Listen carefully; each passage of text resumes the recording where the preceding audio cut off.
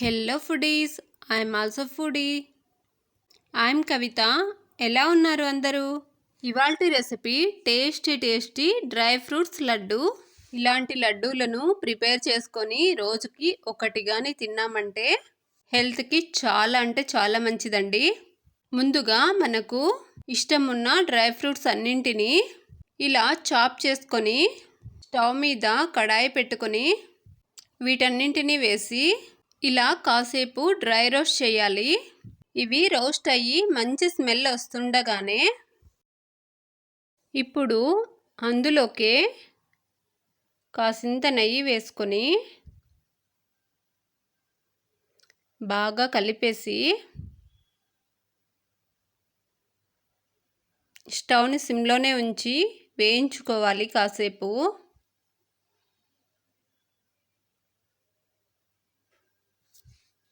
ఆలోపుగా మనం స్వీట్ కోసం ఇందులోకి కాసింత బెల్లంని దంచుకొని ఇలా పొడి చేసుకుందాం.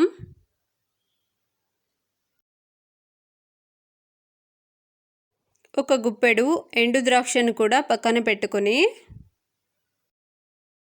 ఈలోపు ఇవి వేగుతూ ఉండంగానే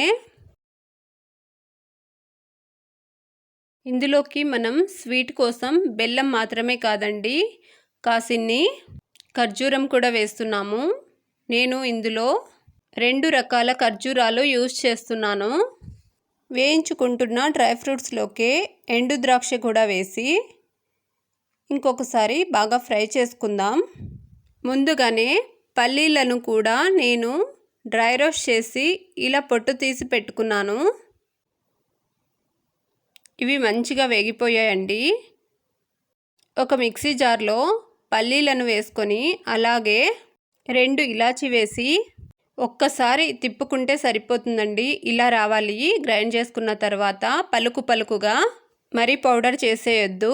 గ్రైండ్ చేసుకున్న పల్లీలను కూడా వేయించుకుంటున్న కడాయిలో వేసి ఒకసారి బాగా కలిపి అలాగే ఖర్జూరాన్ని కూడా మిక్సీ జార్లో వేసుకొని గ్రైండ్ చేసి దానిని కూడా కడాయిలో వేసి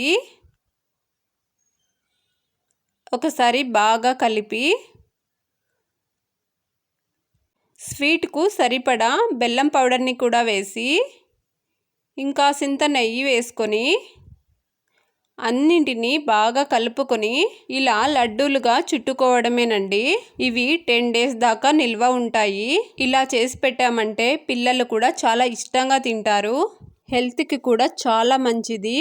మీకు కూడా నచ్చాయా? Thank you for watching.